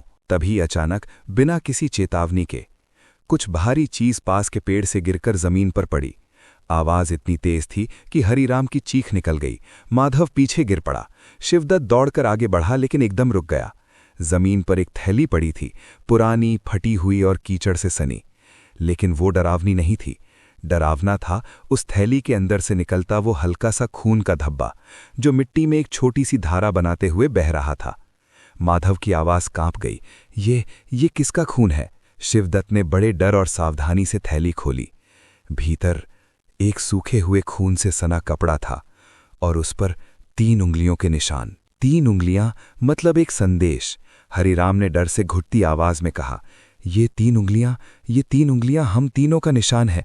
वो बता रहा है कि अगले वार की बारी हम में से किसी की है। शिवदत्त थैली को घूरता रहा, फिर धीरे से बोला, नहीं, ये उंगलियां हम तीनों की नहीं हैं। माधव ने कांपते हुए पूछा, तो किसकी? शिवदत्त ने अंधेरे से भरी हवा को चीरते हुए कहा, उसकी जिसने ये खेल शुरू किया है। और उसी क्षण उनके ठीक पीछे किसी ने कदम रखा, साफ, भारी और बिल्कुल इंसानी कदम। तीनों ब्राह्मणों ने एक साथ मुड़कर देखा, लेकिन वहां कोई नहीं था। बस मिट्टी में एक ताज़ा पैरों का निशान, जो कुछ क्षण पहले वहां नहीं था। और उसके बगल में लिखा था, खून से बहुत साफ, अब बारी है। जब सुबह की पहली हल्की सुनहरी रोशनी गांव की कच्ची पगडंडी पर पड़ी तो हवा में एक अजीब सी बेचैनी घुली हुई थी, मानो रात ने कुछ ऐसा छुपा लिया हो जो सुबह की किरणों को भी शर्मिंदा कर रहा हो। तीनों धूर्त ब्राह्मण, रत्नेश, माधव और हरिराम, अलग अलग कोनों से निकलकर उसी पुराने बरगद के नीचे पहुंचे जहां वो कमकपाता हुआ ग्वाला लड़का बीती रात सब कुछ सुनकर छिपा था। पर उसकी जगह अब सिर्फ टूटी हुई घास, कुछ बिखरे पैरों के निशान और एक छोटी सी मिट्टी की लकीर थी, जैसे किसी ने जल्दी में घसीटते हुए भागने की कोशिश की हो। रत्नेश ने सबसे पहले उस निशान को देखकर माथे पर शिकन डाल ली। अपनी धोती की मोहरी पकड़ते हुए बोला कि किसी ने हमें देखा है, और शायद उस लड़के ने सिर्फ सुना नहीं, कुछ अपने साथ ले भी गया है। उसके शब्दों में एक डर था जो वो छिपाना चाहता था, मगर छिपा नहीं पा रहा था। माधव, जो हमेशा चालाक बनता था, जरा पास जाकर झुककर जमीन को ध्यान से देखने लगा, और उसकी नजर अचानक उस जगह अटक गई जहां धूल हल्की सी उखड़ी हुई थी, मानो किसी ने छोटा सा डिब्बा या सिक्का उठाकर जेब में दबाया हो। वो तुरंत खड़ा हुआ और घबराए हुए स्वर में बोला कि लड़के ने वही चीज ले ली है जो उन्हें नहीं लेनी चाहिए थी। हरिराम, जो इन तीनों में सबसे कायर था, पसीने से तरबतर हो गया, और उसकी आवाज कांपती हुई निकली कि अगर उसने वो चीज दूसरे किसी को दिखा दी तो, अगर उसने नाम बता दिए तो, अगर वो वापस आया ही नहीं तो। उसकी आंखों में डर से ज्यादा शक था। उसे दोनों साथियों पर पहले से ही भरोसा नहीं था, लेकिन अब ये डर उसे भीतर से खोखला कर रहा था। तीनों की आंखें आपस में मिली, और एक पल के लिए ऐसा लगा जैसे हर एक दूसरे के मन में झांक रहा हो, ये अंदाजा लगाने की कोशिश कर रहा हो कि कौन कितना जानता है, किसने क्या छुपाया है, और कौन कब धोखा दे सकता है। उनकी सांसें भारी हो चुकी थीं। ऐसा लग रहा था जैसे सुबह की ठंडी हवा भी अब गर्म पड़ने लगी हो। अचानक माधव ने पीछे वाली पगडंडी की तरफ इशारा किया। वहां बहुत हल्का सा, मुश्किल से दिखने वाला गहरा निशान था, जैसे कोई नुकीला धातु जमीन पर खिंच गया हो। वो निशान ठीक उसी दिशा में जाता था जहां से रात में दूर किसी झोपड़ी के पास हल्की रोशनी दिखाई दी थी। रत्नेश ने बिना कुछ बोले अपनी कमर का पट्टा कस लिया और धीमी भारी आवाज में कहा कि अब लड़के को ढूंढना ही पड़ेगा, चाहे वो डरा हो, भागा हो या छुपा हो। तीनों ने धीरे धीरे उसी दिशा में कदम बढ़ाए, लेकिन उनके कदमों में पहले वाली अकड़ या धूर्तता नहीं थी, बल्कि एक अनकहा डर था कि सच्चाई जितनी आगे जाएगी, उनके लिए वापस आने का रास्ता उतना ही कम बचेगा। चलते चलते हरिराम ने महसूस किया कि राह के किनारे झाड़ियों में कुछ टेढ़े मेढ़े पैरों के निशान बने हैं, छोटे पैरों के। उसने कांपते हुए उन्हें अपने साथियों को दिखाया और फुसफुसाया कि ये उसी लड़के के हैं, वो बहुत जल्दी में भागा है, शायद किसी से मिलने। तीनों ने एक दूसरे की तरफ देखा और बिना आवाज किए समझ गए कि अब खेल जितना आसान लग रहा था उतना बचा नहीं है। उनका हर कदम एक शक, एक डर और एक खामोश अपराध बोध को और गहरा कर रहा था। रास्ता आगे जाता था, पर यह पता नहीं था कि वो उन्हें जवाब तक ले जाएगा या किसी ऐसे मोड़ पर पहुंचा देगा जहां से लौटना अब संभव नहीं रहेगा। तीनों ब्राह्मण उस पगडंडी पर आगे बढ़ते जा रहे थे, जहां सूखी मिट्टी के ऊपर अब भी कुछ ताजे पैरों के हल्के निशान दबे हुए थे, जैसे कोई छोटा सा कदम बार बार मुड़कर पीछे देखने की कोशिश करता हो। इनके चारों ओर का माहौल अजीब तरह से भारी हो चुका था। हवा में एक ऐसी खामोशी थी जो सिर्फ डर के वक्त महसूस होती है। थोड़ी दूरी चलते ही उन्हें एक बांस के टूटे हुए झोंपड़ी की झलक मिली, जिसकी छप्पर रात की ओस से भीगी हुई थी। माधव ने धीरे कदम रोक दिए और उसकी नज़र वहां जमी जहां मिट्टी थोड़ी धसी हुई दिख रही थी, मानो किसी ने भारी चीज को जमीन में गाड़ने की कोशिश की हो। रत्नेश पास आया, घुटनों के बल झुककर मिट्टी को छुआ, और उसकी उंगलियों में एक ठंडी सी नमी चिपक गई, जैसे नीचे कुछ ऐसा दबा हो जिसे हाल ही में छुआ गया हो। उनकी सांसों की आवाजें साफ सुनाई दे रही थीं। ये जगह बिल्कुल वैसी नहीं थी जहां एक डरा हुआ लड़का छुपता, बल्कि वैसी थी जहां कोई उससे मिलने आया हो। हरिराम का दिल जोर से धड़कने लगा और वो बार बार अपनी पीठ के पीछे देखने लगा, मानो किसी की नज़र उस पर टिक गई हो। अचानक झोंपड़ी के अंदर से एक टेढ़ी सी परछाई हिली और तिनकों के बीच से झांकती एक हल्की सी सरसराहट सुनाई दी। तीनों एक साथ ठिठक गए। रत्नेश ने धीरे से कंधे के इशारे से बाकी दोनों को शांत रहने को कहा और खुद झोंपड़ी के मुहाने पर पहुंचा। उसने अंदर झांका तो उसे वहां कोई इंसान नहीं दिखा, लेकिन जमीन पर चमकती हुई एक चीज दिखी, एक छोटा सा टूटा हुआ तांबे का टुकड़ा, जो एक पुरानी धार्मिक मुहर का हिस्सा लगता था। वही मुहर जिसकी तलाश में वे महीनों से थे और जो गलत हाथों में जाते ही उनकी असलियत खोल सकती थी। माधव के चेहरे पर डर और लालच एक साथ फैल गया, मानो उसकी आत्मा उसी तांबे के टुकड़े से चिपक गई हो। लेकिन इससे पहले कि वे कुछ समझ पाते, झोंपड़ी के पीछे से किसी के दौड़ने की आवाज आई, एकदम तेज, घबराई हुई, जैसे कोई बच्चा जो बहुत बड़ी मुसीबत से बचने की कोशिश कर रहा हो। तीनों झटके से पीछे मुड़े और देखा कि झाड़ियों के बीच एक छोटा सा साया तेजी से भाग रहा था। उसके कदम लड़खड़ा रहे थे और उसके हाथ में कुछ चमकता हुआ था। हरीराम ने लड़के को पहचान लिया और उसकी चीख जैसी आवाज फूटी, वही है, वही है।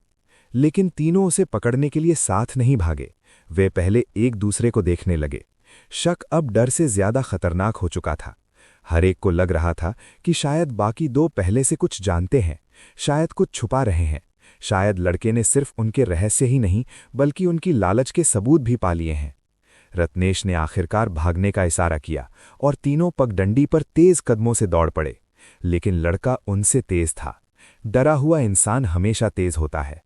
वो बार बार पीछे मुड़कर देखता और हर बार ऐसा लगता जैसे वो सिर्फ ब्राह्मणों से नहीं बल्कि किसी अदृश्य ताकत से भी बचने की कोशिश कर रहा हो। पगडंडी आगे एक पुराने आम के पेड़ की तरफ मुड़ती थी। लड़का अचानक फिसला, उसके घुटने छिल गए, पर उसने उठने की कोशिश की और उसी दौरान उसके हाथ से वो चमकती चीज गिरकर मिट्टी में आधी धंस गई। तीनों ब्राह्मण कुछ ही कदम पीछे थे, इतने पास कि अब उनकी सांसों की गर्मी लड़के की पीठ पर महसूस हो सकती थी। पर ठीक उसी पल हवा में एक ऐसी आवाज गूंजी जिसने तीनों के कदम रोक दिए, पूरी गहरी, धीमी और ऐसी जैसे किसी ने उनका नाम पुकारा हो, मगर वहां कोई नहीं था। लड़का सहमकर पीछे देख रहा था। ब्राह्मण आगे बढ़ने से डर रहे थे और पेड़ की परछाई लंबी होती जा रही थी, जैसे वो खुद इस पल का गवाह बनना चाहती हो। उनके बीच सिर्फ दो चीजें थीं, डर और सच, और दोनों ही अब छुपने वाले नहीं थे। आम के पेड़ के नीचे उस अजीब सी आवाज के ठहर जाने के बाद कुछ पल ऐसे बीते जैसे दुनिया अपनी सांस रोककर खड़ी हो गई हो। तीनों ब्राह्मणों के कदम अचानक जड़ हो गए और लड़का मिट्टी में आधा धसी उस चमकती चीज को पकड़कर स्थिर खड़ा था। उसकी आंखों में आंसू नहीं बल्कि एक ऐसा डर था जो उसकी उम्र से कहीं बड़ा था। रत्नेश ने सबसे पहले होश में आने की कोशिश की और धीरे धीरे लड़के के करीब बढ़ा, जैसे कोई घायल जानवर को शांत करने की कोशिश करता है। लेकिन उसके चेहरे पर चिंता नहीं, एक छिपा हुआ लालच था, मानो उसका पूरा अस्तित्व उस चीज के लिए भूखा था। माधव ने रत्नेश का हाथ पकड़कर रोका, उसकी उंगलियां कांप रही थीं और उसने दबे स्वर में कहा कि पहले यह समझना जरूरी है कि वो आवाज कहां से आई थी। हरीराम, जो हमेशा से सबसे डरपोक था, अब पीछे हटता जा रहा था। उसकी नजरें बार बार ऊपर पेड़ की काली शाखाओं पर टिक रही थीं। हवा हल्की हल्की चल रही थी, लेकिन पत्तों की सरसराहट में कुछ ऐसा था जो सामान्य नहीं लगता था, मानो पेड़ खुद कान लगाए खड़ा हो। लड़का धीरे धीरे उठने की कोशिश करने लगा, लेकिन उसके पैर कांप रहे थे। वो खुद को संभालता उसके पहले ही माधव ने आगे बढ़कर उसके बाजू को पकड़ लिया। लड़के ने घबराकर हाथ छुड़ाने की कोशिश की, पर वो छोटा था, डरा हुआ था और तीनों के सामने अकेला। हरीराम ने तेजी से इधर उधर देखा और थरथराती आवाज में कहा कि यहां रुकना सही नहीं है, कोई उन्हें देख रहा है, कोई उन्हें सुन रहा है। लेकिन रत्नेश ने उसे घूर कर चुप कर दिया और लड़के की आंखों में झुककर पूछा कि उसने क्या देखा, किससे मिला और ये चीज उसे कहाँ मिली। लड़के के होंठ सूख गए थे, उसकी सांसें छोटी छोटी आ रही थीं, लेकिन उसकी आंखों में एक अजीब सी जिद थी। डर के बावजूद वो सच बताने से डर रहा था, पर छुपाने से भी। रत्नेश ने उसकी जेब टटोली, उसके हाथ को कसकर पकड़ा और लड़के की मुट्ठी खोलने की कोशिश की। तभी लड़के ने एक झटका देकर कहा कि ये चीज उसकी नहीं है, उसने इसे किसी से ली है। पर वो नाम बोलते समय रुक गया, जैसे उसकी आवाज अचानक किसी अनदेखे डर से दब गई हो। तीनों ब्राह्मण एक साथ उसके करीब झुक गए। एक पल के लिए ऐसा लगा जैसे तीनों की आंखों में एक जैसी चमक जल उठी हो, लालच की, शक की और उस सच की जो शायद उनके बीच किसी एक को पहले से पता था।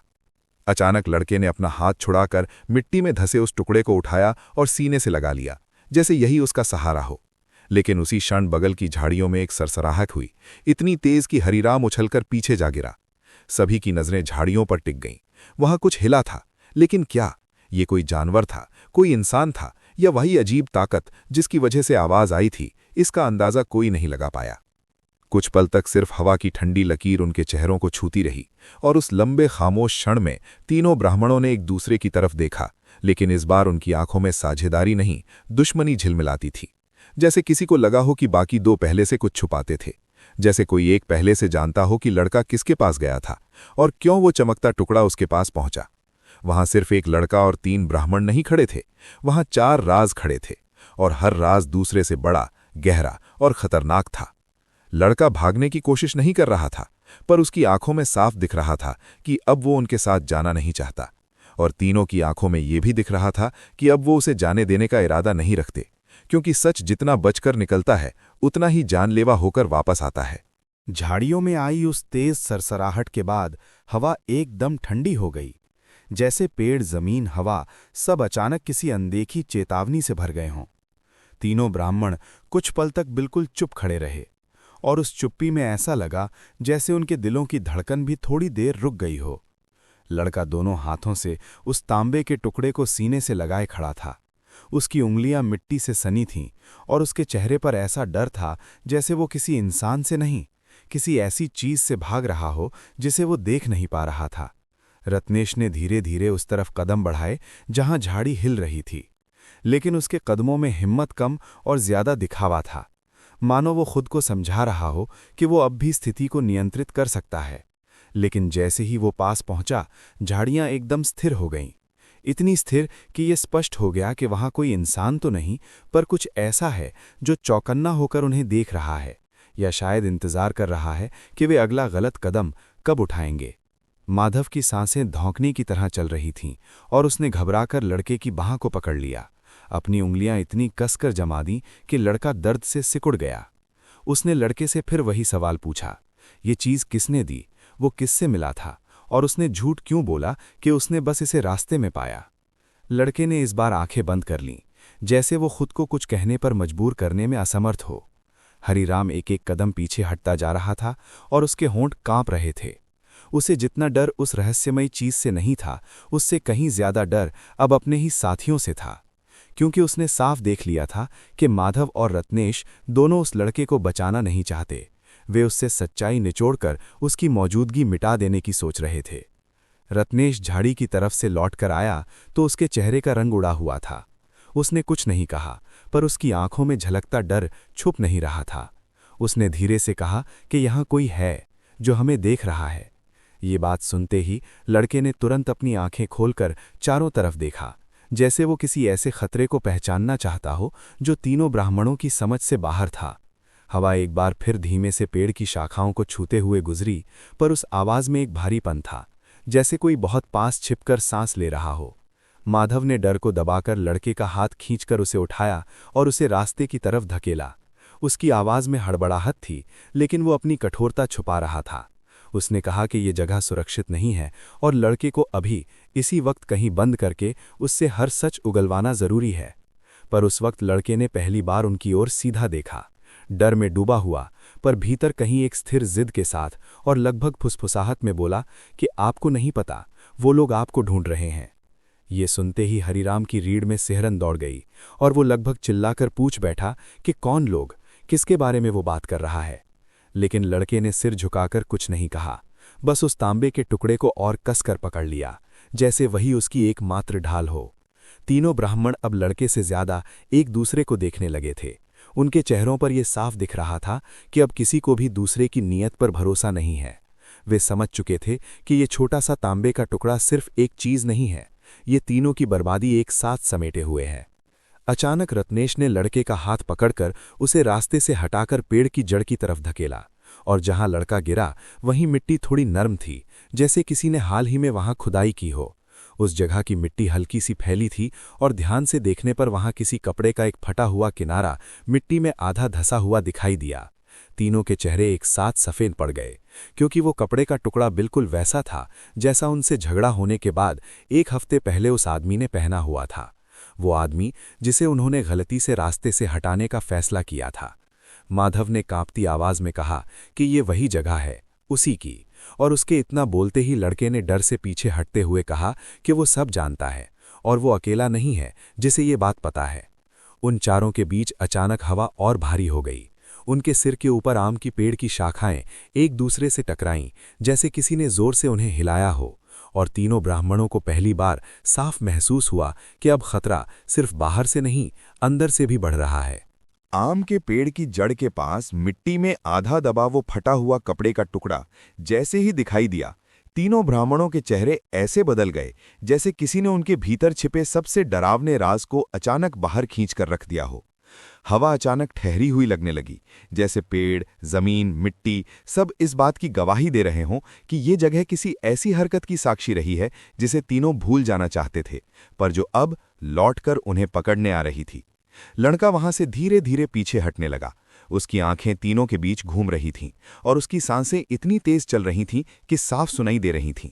रत्नेश ने उसके कंधे को पकड़ने की कोशिश की, लेकिन लड़का झटके से दूर हट गया, जैसे किसी जहरीले जानवर ने उसके पास आने की कोशिश की हो। मिट्टी के नीचे दबा वो कपड़ा सिर्फ एक कतरन नहीं था, यूं लगता था जैसे किसी अदृश्य हाथ ने उसे मिट्टी से बाहर झांकने पर मजबूर किया है, ताकि तीनों को याद रहे कि उन्होंने क्या दफनाया था और किस उम्मीद में किया था कि वो राज हमेशा वहीं दबा रहेगा। हरिराम अब पूरी तरह कांप रहा था। उसकी आंखें सिर्फ उस मिट्टी पर टिक गई थीं और उसके होंठ बमुश्किल खुल पा रहे थे। उसने हकलाते हुए कहा कि शायद ये सब किसी ने जानबूझकर यहाँ रखा है, शायद कोई उन्हें फंसा रहा है, शायद वो आदमी मरा ही नहीं। और उसका इतना कहना ही था कि बाकी दोनों एकदम उसकी तरफ मुड़े, जैसे उसे चुप कराने की जरूरत अचानक बहुत ज्यादा महत्वपूर्ण हो गई हो। माधव ने उसके मुंह पर हाथ रख दिया और फुसफुसाते हुए बोला कि यहाँ कोई उनका नाम लेकर उन्हें दोषी नहीं ठहराएगा जब तक लड़का जिंदा है। पर उसके स्वर में डर कम और एक अजीब सी हड़बड़ाई हुई सख्ती ज्यादा थी। लड़का ये सब देख रहा था और उसकी आंखों में जो डर अब तक था वो बदलकर समझ में बदल रहा था। उसे एहसास हो रहा था कि सिर्फ उसके पास किसी मोहर का टुकड़ा नहीं, उसके पास उनकी बर्बादी का सिरा भी है, वो सिरा जिसका नाम तीनों की आत्माएं भूलना चाहती थीं। रत्नेश लड़के की तरफ बढ़ा और उससे उस तांबे का टुकड़ा ले लेने की कोशिश की, लेकिन लड़का पीछे हट गया और मिट्टी में फिसल गया, पर उसके हाथ से वो चमकता टुकड़ा नहीं छूटा। उसने घबराकर फिर कहा कि वो अकेला नहीं जिसने उस रात की बात सुनी थी, किसी और ने भी देखा था और वो किसी भी वक्त यहां आ सकता है। ये सुनते ही तीनों ब्राह्मण एक पल के लिए पूरी तरह ठहर गए। उनकी आंखों में जो डर था वो अब शुद्ध शक में बदल चुका था। उनमें से हर एक को लगा कि बाकी दो शायद पहले से ये जानते थे और शायद उन दोनों ने ही किसी को इसके बारे में बता दिया है ताकि खुद बच सकें।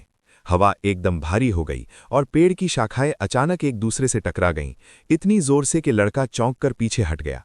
हरिराम ने झटके से अपनी गर्दन घुमाई और पेड़ के ऊपर देखने लगा। उसकी आंखें बड़ी होती जा रही थीं और उसने सुबकते हुए कहा कि ये सब गलत हो रहा है, ये जगह श्रापित लगती है और वो यहाँ एक पल भी और नहीं रहना चाहता। लेकिन माधव ने उसका कलाई पकड़ ली, इतनी जोर से कि उसकी उंगलियों के निशान उसकी त्वचा पर पड़ गए। उसने दांत पीसते हुए कहा कि अब इस लड़के को जाने देना मतलब खुद मौत को न्योता देना होगा। और उसकी आंखों में जो चमक थी वो इंसानी नहीं लग रही थी। लड़का एक कदम और पीछे गया और ठीक उसी समय मिट्टी उसके नीचे धसकी। ऐसा लगा जैसे जमीन ने खुद उसे पकड़ने की कोशिश की हो। तीनों चौंक कर आगे बढ़े, लेकिन युद्ध छेड़ने जैसे नहीं, किसी ऐसे सच को रोकने जैसे जिसे वे सभी डरते थे कि अगर बाहर आया तो उन्हें न सिर्फ गांव बल्कि खुद की नजरों में भी कहीं जगह नहीं मिलेगी। थोड़ी दूर झाड़ियों में फिर वही सरसराहट हुई, इस बार ज्यादा तेज, ज्यादा करीब और ज्यादा जानबूझकर। हवा की ठंडक चुभने लगी। लड़के ने डर से अपना शरीर सिकोड़ लिया और टूटी आवाज में कहा कि वो आ गया, मैंने कहा था ना, मैंने कहा था। तीनों ब्राह्मणों की सांसें गले में अटक गईं और उसी पल उन्हें एहसास हुआ कि खतरा सिर्फ उनके पीछे नहीं, उनके सामने भी खड़ा हो सकता है। झाड़ियों में हुई अचानक सरसराहट ने तीनों ब्राह्मणों के दिलों में एक साथ धड़कनें तेज कर दीं। हवा ठंडी थी, लेकिन उनके भीतर आग सी जल रही थी, डर, शक और लालच का मिला जुला सस्ता हुआ एहसास। लड़का जमीन पर झुका हुआ था, अपनी छोटी हथेलियों में तांबे का टुकड़ा कसकर पकड़े, मानो यही उसके बचाव की एकमात्र ढाल हो। रत्नेश ने धीरे धीरे आगे बढ़कर झाड़ी की ओर देखा और महसूस किया कि वहां कुछ हिल तो रहा है, लेकिन स्पष्ट रूप से कुछ दिखाई नहीं दे रहा। उसकी आंखों में वो झलक थी जो सिर्फ किसी जानलेवा खेल में जीते गए अनुभव में ही आती है, सावधानी, डर और चालाकी का मिश्रण। माधव ने लड़के का हाथ कसकर पकड़ रखा था ताकि वो भाग न सके, लेकिन उसकी नजरें झाड़ियों के उस कोने पर टिक गई थीं जहां से अभी कुछ क्षण पहले आवाज आई थी। हरिराम को यह सब देखकर ऐसा लगा जैसे वो हर कदम पर गिरने वाला हो, और वो धीरे धीरे पीछे हटता गया। उसकी सांसें इतनी तेज थीं कि वो खुद सुन सकता था कि उसकी धड़कनें कितनी असमर्थ हैं। रत्नेश ने अचानक कहा कि अब कुछ करना होगा, समय खिसक रहा है और जो भी वहां छिपा है वो उन्हें घेरने के लिए तैयार है। लड़के ने डर के मारे झटके से पीछे हटते हुए कहा कि वो केवल सच बता रहा है, और सच ये है कि जो भी वहां है वो अकेला नहीं है। उसकी बात सुनते ही माधव और रत्नेश की आंखों में नई तीव्रता झलकने लगी। डर अब शरीर में नहीं, मन में भी फैल गया था। ये डर उन्हें आपस में लड़ाने, एक दूसरे पर शक करने और अंततः कमजोर होने पर मारने के लिए पर्याप्त था। हवा फिर से सरसराई, लेकिन इस बार उसकी गति में तेजी थी। पेड़ों की शाखाएं एक दूसरे से टकराईं, पत्ते टूटे और जमीन पर हल्की धूल उड़ी। तीनों ब्राह्मण और लड़का झुक गए, जैसे किसी अदृश्य ताकत ने उन्हें दबाया हो। अचानक लड़के ने देखा कि झाड़ी के उस कोने से एक हल्का सा मानवीय सा साया निकल रहा है, जो उन्हें धीरे धीरे घेरने की कोशिश कर रहा था। उसकी आंखों में डर और चुनौती दोनों थे। रत्नेश ने चुपचाप लड़के का हाथ और कसकर पकड़ लिया और धीरे से कहा कि अब हमें मिलकर ये सच जानना होगा कि कौन उनका पीछा कर रहा है और क्यों। लड़का, जिसकी सांसें अब तक टूटी हुई थीं, धीरे धीरे उनके पास खड़ा हुआ और फुसफुसाया कि ये सब राघवन का बदला नहीं है, बल्कि उससे भी बड़ा खेल है। वो खेल जो कई सालों से शुरू हुआ था और जिसका उद्देश्य सिर्फ एक ही था, उन तीनों ब्राह्मणों की आत्माओं को तोड़ना, उनके भीतर के लालच और धोखे को बाहर निकालना। तीनों के चेहरे पर यह समझ आते ही घबराहट और भय की लहर दौड़ गई। वो खेल अब उनकी सोच, उनकी चालाकी और उनकी हर कमजोरी को परखने वाला था। और उसी समय झाड़ियों में फिर वही तेज, जानलेवा सरसराहट गूंजी, इस बार इतनी पास कि उनके कानों में गूंजती हुई लग रही थी। लड़के ने झटके से पीछे हटकर रत्नेश और माधव की ओर देखा। उसकी आंखों में साफ लिखा था कि अब सब खत्म होने वाला है। तीनों ब्राह्मण, जो इतने समय तक दूसरों को धोखा देने और चालाकी दिखाने में माहिर थे, अब अपने जीवन के सबसे खतरनाक पल का सामना कर रहे थे, और उन्होंने महसूस किया कि डर सिर्फ उनका नहीं, बल्कि उनका अपने आप से भी मुकाबला कर रहा है। जैसे ही हवा में हल्की सरसराहट घुली, मिट्टी में दबा फटा कपड़ा हिलकर अपनी जगह छोड़ गया और तांबे का टुकड़ा लड़के के हाथ से झटकता हुआ जमीन पर गिरा। तीनों ने एक साथ झुककर उसे उठाया और तभी झाड़ी के पीछे से अचानक कदमों की आवाज आई। धीमे, लेकिन हर कदम में जान का एहसास था। लड़के के चेहरे पर भय और एक हल्की चमक एक साथ उभर आई। तीनों ब्राह्मण समझ गए कि अब वो पल आ गया है जहां डर, शक, लालच और सच एक साथ उनकी तरफ बढ़ रहे हैं और पीछे हटने का कोई रास्ता नहीं बचा।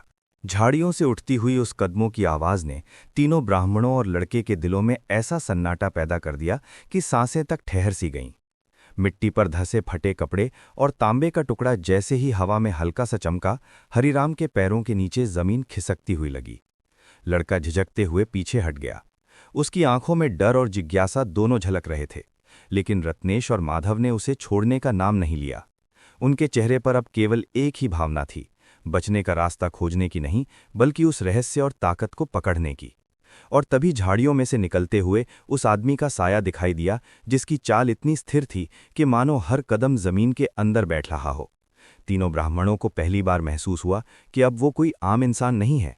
उसकी उपस्थिति में एक अजीब शक्ति थी, जो उन्हें अपने अंदर की हर कमजोरी दिखा रही थी। हवा हल्की हल्की हिली, लेकिन उस हिलने में डर और धमकी की लकीरें थीं। लड़के ने अपनी छोटी उंगलियों से तांबे के टुकड़े को कसकर पकड़ लिया और धीरे धीरे पीछे खिसकते हुए कहा कि वो आदमी जानता है कि हम यहाँ हैं। रत्नेश ने बिना कुछ बोले अपनी आंखें झाड़ी की ओर गड़ाईं। उसकी नजरें और तेज हो गईं। उसका शरीर कांप रहा था, लेकिन दिमाग पूरी तरह काम कर रहा था। माधव ने धीमे स्वर में कहा कि अब हमें सावधान रहना होगा, क्योंकि ये केवल पीछा नहीं है, ये उनकी चाल को तोड़ने का, उनके लालच और डर को बाहर निकालने का खेल है। हरिराम के पैरों के नीचे जमीन जैसे और नर्म हो गई हो। उसकी सांसें इतनी तेज थीं कि वो खुद उन्हें सुन सकता था। लड़का झाड़ी के पास ठहरा और उसकी आंखों में डर और उम्मीद का मिश्रण साफ दिखाई दे रहा था। साया एकदम पास आ गया और उसकी उपस्थिति इतनी भयानक थी कि तीनों ब्राह्मणों ने खुद को कांपते हुए महसूस किया। लड़का अपने दोनों हाथों से तांबे के टुकड़े को दबाए खड़ा था और उसकी आवाज में कांपते हुए फुसफुसाहट आई। वो देख रहा है, अब कोई पीछे नहीं हट सकता। तीनों ने एक साथ उस साए की ओर देखा। वो कहीं इंसान और कहीं उससे कहीं बड़ा, कुछ ऐसा लग रहा था जिसे शब्दों में बांध पाना नामुमकिन था। रत्नेश ने लड़के के हाथ से टुकड़ा लिया और जैसे ही उसकी उंगलियां उससे टकराईं, जमीन पर हल्की धूल उठ गई और साया एकदम पीछे खिसक गया, पर उसकी नजरें अब भी लगातार उन्हें घेर रही थीं। माधव ने धीरे धीरे लड़के के कंधे पर हाथ रखा और बोला कि अब हमें साथ रहकर ही इस रहस्य को खत्म करना होगा, चाहे इसके लिए उन्हें अपनी सारी चालाकी और डर को एक साथ लगाना पड़े। हवा में फिर वही सरसराहट हुई, इस बार इतनी तेज कि पत्तों की आवाज तीनों के कानों में घंटों तक गूंजती रही। लड़के ने झटके से पीछे हटकर कहा कि अब समय खत्म हो गया है और जो भी निर्णय लेना है अभी लेना होगा।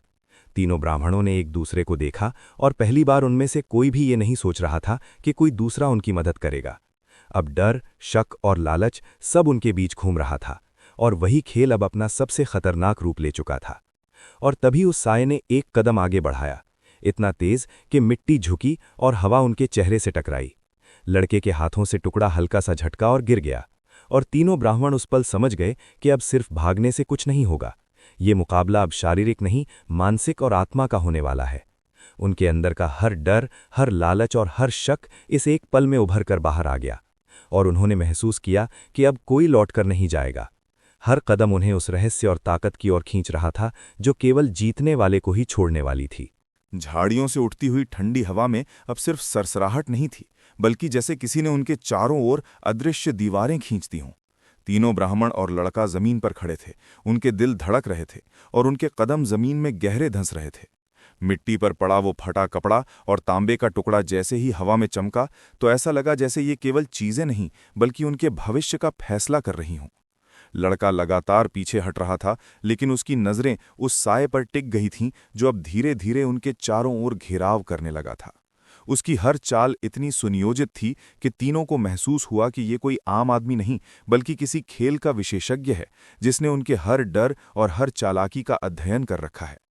रत्नेश ने लड़के के हाथ से टुकड़ा उठाने की कोशिश की, लेकिन जैसे ही उसकी उंगलियां टुकड़े से छुईं, हवा में हल्की कंपकंपी दौड़ गई और साया एक कदम और करीब आ गया, मानो कह रहा हो कि अब कोई बचने वाला नहीं। माधव ने लड़के के कंधे पर हाथ रखा, उसकी उंगलियां लड़के के हाथ में गड़ी हुईं और कहा कि अब हमें एक साथ रहकर ही इस खेल को जीतना होगा। लड़के की आंखों में डर और उम्मीद एक साथ चमक रहे थे। हरिराम, जो अब तक डर से कांप रहा था, धीरे धीरे महसूस करने लगा कि डर केवल उसके शरीर में नहीं बल्कि उसके मन में भी जड़ चुका है। वो अचानक देख सकता था कि साया उनके आसपास घूम रहा है, उनका हर कदम देख रहा है और उनकी हर सोच को पढ़ने की कोशिश कर रहा है।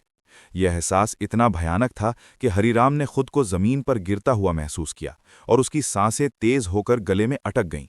साया अब और करीब था, इतना करीब कि मानो उसकी उपस्थिति तीनों के दिमाग में सीधे प्रवेश कर रही हो। लड़का झटके से पीछे हटकर जमीन पर बैठ गया, तांबे के टुकड़े को अपने पास कसकर दबाए रखा और फुसफुसाया कि अब कोई पीछे नहीं हट सकता, अब सब सच सामने आएगा। तीनों ब्राह्मणों ने एक साथ झाड़ियों की ओर देखा, लेकिन वहां कोई दिखाई नहीं दे रहा था। फिर भी उनके भीतर ये महसूस हो रहा था कि हर कदम, हर सरसराहट, हर सांस उनके लिए जाल बुन रही है। रत्नेश ने धीरे धीरे लड़के की ओर देखा और कहा कि अब कोई छल नहीं चलेगा, जो भी सच है अब सामने आएगा। लड़के ने उसकी आंखों में झांका, उसकी आवाज में कांपते हुए कहा कि सच बहुत बड़ा है और जो भी यहाँ है वो सिर्फ हमें नहीं, हमारी आत्माओं को भी परख रहा है। माधव ने कदम बढ़ाकर झाड़ियों की तरफ देखा और महसूस किया कि अब केवल चालाकी और लालच काम नहीं आएंगे, ये लड़ाई अब मानसिक होगी, आत्मा की होगी। हवा में हल्की सरसराहट फिर से गूंजी, इस बार इतनी तेज कि पत्तों की आवाज उनके कानों में घंटों तक गूंजती रही। लड़का झटके से उठ खड़ा हुआ और तीनों ब्राह्मणों ने महसूस किया कि अब कोई भी पल आराम का नहीं है। मिट्टी पर फटे कपड़े के टुकड़े और तांबे का चमकता टुकड़ा मानो उन्हें बता रहे थे कि जो भी खेल शुरू हुआ है वो अब केवल शुरू ही नहीं हुआ है, ये उनकी पूरी जिंदगी में प्रवेश कर चुका है। और तभी झाड़ियों से एक हल्की सी परछाई बाहर आई, इतनी करीब कि मानो उनके सामने खड़ा हो, और उस पल तीनों ब्राह्मण और लड़का समझ गए कि अब भागना या छिपना कोई विकल्प नहीं, अब केवल सामना करना बाकी है। झाड़ियों के बीच से उठती हुई हल्की परछाई अब स्पष्ट रूप से साया बन चुकी थी और वो धीरे धीरे उनके चारों ओर एक घेरा बना रही थी। तीनों ब्राह्मण और लड़का एक दूसरे को देखकर थम गए, क्योंकि अब ये स्पष्ट था कि कोई आम व्यक्ति नहीं बल्कि किसी ने उन्हें पकड़ने, उनका डर जानने और उनकी आत्मा को परखने के लिए यहाँ खड़ा था। हवा ठंडी और स्थिर हो गई और पत्तों की सरसराहट में जैसे कोई बार बार उनके नाम पुकार रहा हो। लड़का जमीन पर झुका, तांबे के टुकड़े को हाथ में कस कर पकड़ रहा था और उसकी छोटी सी धड़कन इतनी तेज थी कि वो उसे महसूस कर सकते थे। रत्नेश ने धीरे धीरे उसके पास कदम बढ़ाए, लेकिन जैसे ही उसकी उंगलियां टुकड़े को छूने लगीं, साया अचानक एक कदम और करीब आ गया। इतना करीब कि उसकी मौजूदगी तीनों के दिमाग में सीधे प्रवेश कर रही थी। उनके भीतर की हर कमजोरी और लालच उजागर हो रही थी। माधव ने लड़के का हाथ कस कर पकड़ लिया, जैसे उसे रोकना या उसे अपने पास रखना ही अंतिम उपाय हो, और बोला कि अब हमें सब कुछ सामने देखना होगा। लड़के की आंखों में डर और जिज्ञासा दोनों झलक रहे थे, लेकिन वो अब स्थिर था, जैसे ये जानता हो कि भागना अब बेकार है। हरिराम, जो अब तक कांप रहा था, जमीन पर झुकते हुए महसूस कर रहा था कि डर उसके भीतर फैल चुका है, और अब ये केवल डर नहीं बल्कि उसकी चेतना का हिस्सा बन चुका है। उसकी नजरें झाड़ियों के उस कोने पर टिक गईं जहां से अभी कुछ क्षण पहले आवाजें आती रही थीं, और अब उसे साफ दिख रहा था कि वहां कोई इंसान नहीं बल्कि कुछ ऐसा खड़ा है जो उनके दिमाग में उनके हर राज को पढ़ सकता है। साया अब और करीब आया, और उसके कदमों की गूंज तीनों के कानों में घंटों तक गूंजती हुई महसूस हो रही थी। लड़का झटके से पीछे हटकर अपने हाथ में टुकड़े को कसकर पकड़ने लगा और फुसफुसाया कि अब कोई पीछे नहीं हट सकता, अब सब कुछ सामने आएगा। रत्नेश ने उसकी आंखों में झांक कर कहा कि अब कोई चाल नहीं चलेगी, जो भी सच है अब सामने आएगा। लड़के ने अपनी सांसें थामते हुए कहा कि ये खेल केवल हमारे लिए नहीं बल्कि हमारी आत्माओं के लिए है। माधव ने झाड़ियों की तरफ कदम बढ़ाया और महसूस किया कि अब सिर्फ चालाकी और ताकत काम नहीं आएंगी, ये लड़ाई अब मानसिक और आत्मा की होगी। हवा में हल्की सरसराहट फिर गूंजी, इस बार इतनी तेज कि पत्तों की आवाज उनके कानों में घंटों तक गूंजती रही। लड़का झटके से उठकर खड़ा हुआ और तीनों ब्राह्मणों ने महसूस किया कि अब कोई पल भी सुरक्षित नहीं है। मिट्टी पर फटा कपड़ा और तांबे का चमकता टुकड़ा मानो उन्हें बता रहे थे कि ये खेल अब केवल शुरू नहीं हुआ है, ये उनकी पूरी जिंदगी में प्रवेश कर चुका है। और तभी झाड़ियों से एक बड़ी परछाई बाहर आई, इतनी विशाल और गहरी कि मानो उसके सामने खड़े होना मौत के सामने खड़े होने जैसा था। तीनों ब्राह्मण और लड़का एक साथ महसूस करने लगे कि अब भागना या छिपना कोई विकल्प नहीं रहा, अब केवल सामना करना बाकी है। हवा में एक अजीब ठंडक दौड़ी और उन्हें एहसास हुआ कि ये पल केवल उनका नहीं, उनके भीतर के हर डर और लालच का भी सामना है। हर कदम, हर सांस अब उन्हें उस अंतिम सच्चाई की ओर खींच रहा था, और अब ये स्पष्ट था कि जो भी होगा अब पीछे लौटने का कोई रास्ता नहीं है। झाड़ियों से निकली विशाल परछाई अब तीनों ब्राह्मणों और लड़के के चारों ओर घेराव कर चुकी थी, और हवा में एक अजीब दबा हुआ खामोशपन फैल गया था, जैसे हर चीज, पेड़, मिट्टी, हवा, उनकी सांसों को रोकने में शामिल हो गई हो। लड़का तांबे के टुकड़े को अपनी छोटी हथेलियों में कसकर पकड़ रहा था, और उसकी आंखों में अब डर के साथ एक अजीब स्थिरता झांक रही थी, जैसे वो जानता हो कि अब भागने या छिपने का समय नहीं है, अब केवल सामना करना बाकी है। रत्नेश और माधव धीरे धीरे उसके पास झुके, उनकी आंखों में डर, लालच और अनिश्चितता का मिश्रण साफ दिखाई दे रहा था, लेकिन अब ये स्पष्ट था कि कोई भी पल उनका अपना नहीं रहा।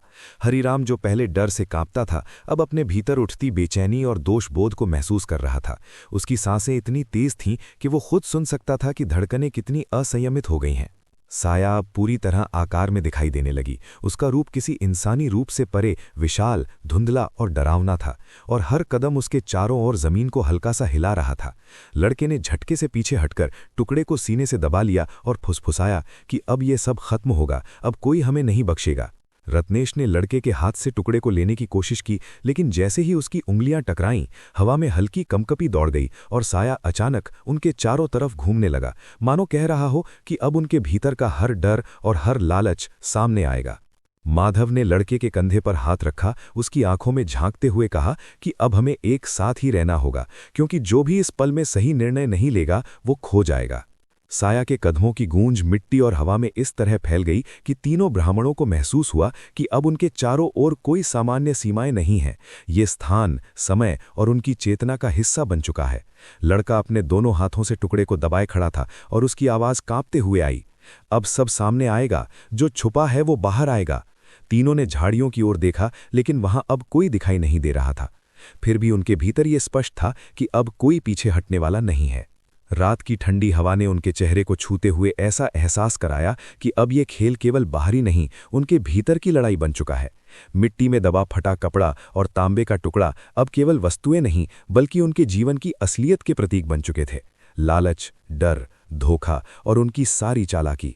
लड़का झटके से उठकर खड़ा हुआ और तीनों ब्राह्मणों ने महसूस किया कि अब कोई पल भी सुरक्षित नहीं है।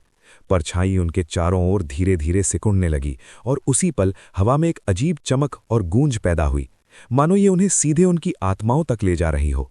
रत्नेश ने लड़के की ओर देखा और उसकी आंखों में झांकते हुए कहा कि अब हमें सच्चाई जाननी ही पड़ेगी।